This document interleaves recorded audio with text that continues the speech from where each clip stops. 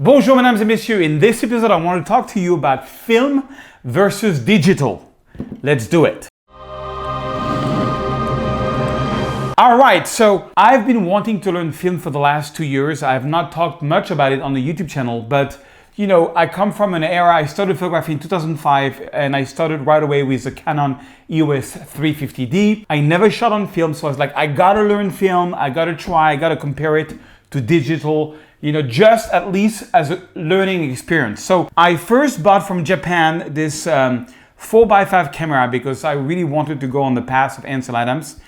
And oh my gosh, I must say, this was really hard. I even took it with me in New Zealand. I shot like maybe 50 film and I got only like 2 photos which were really well exposed. You know, it's really hard because there's no sensor, so you have to use an external sensor. It could be your camera, your phone, or other devices. And I have so much respect for people like Alex Burke, who does 4x5 photography. I'll put the link to his work. He did an amazing book about how to shoot film today, which I highly recommend.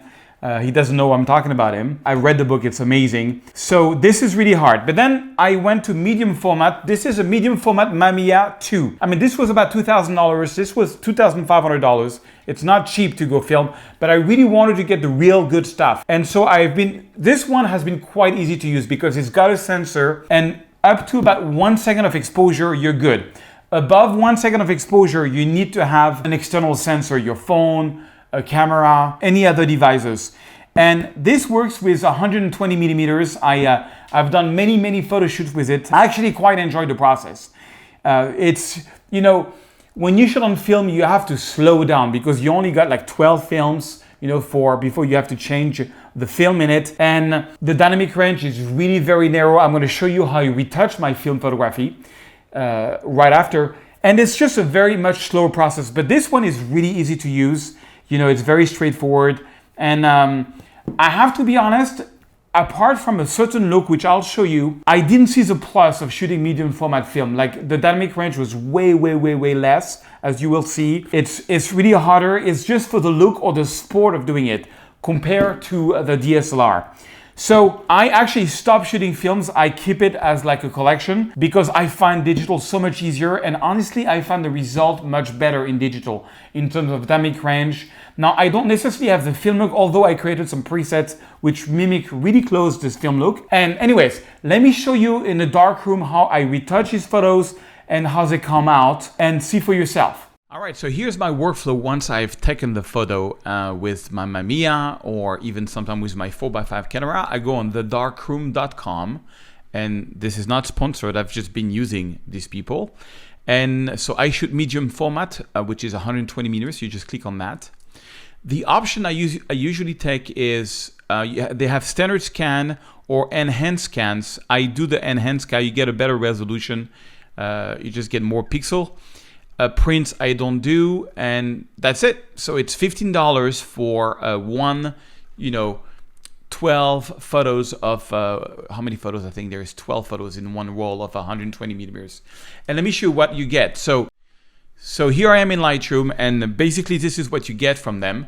So this is well, 6,000. Yeah, it's almost like a 24 million pixel file. It's still pretty good. The only problem with film is that the dynamic range is not crazy. Let me show you if I reset this. See, if I open the shadows and I look this, there's a lot of noise.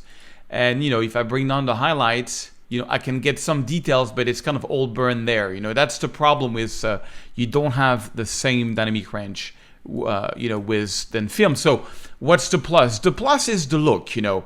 I mean, honestly, I was not sort of blown away by the color stuff that I did. It was like, whatever, you know, I used Velvia 50, but I kind of like the black and white. Let me show you. So this is a shoot that I did in Joshua Tree Park, and I only use film, you know, 120 millimeters with my Mamiya, and I converted using my preset, my black and white preset, which I'm giving you for free.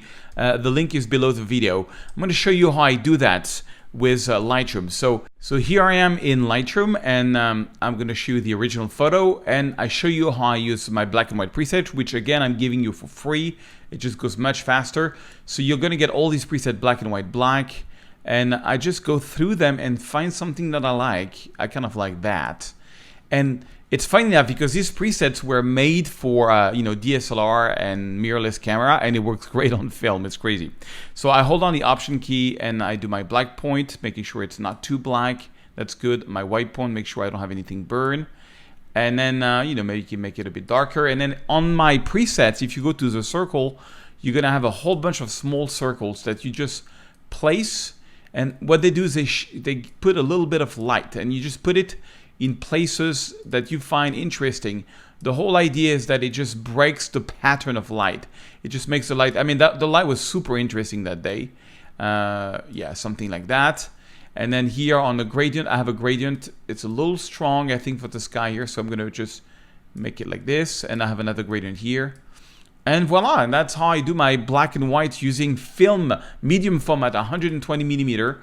It's pretty sharp, but it has this sort of grain that film has.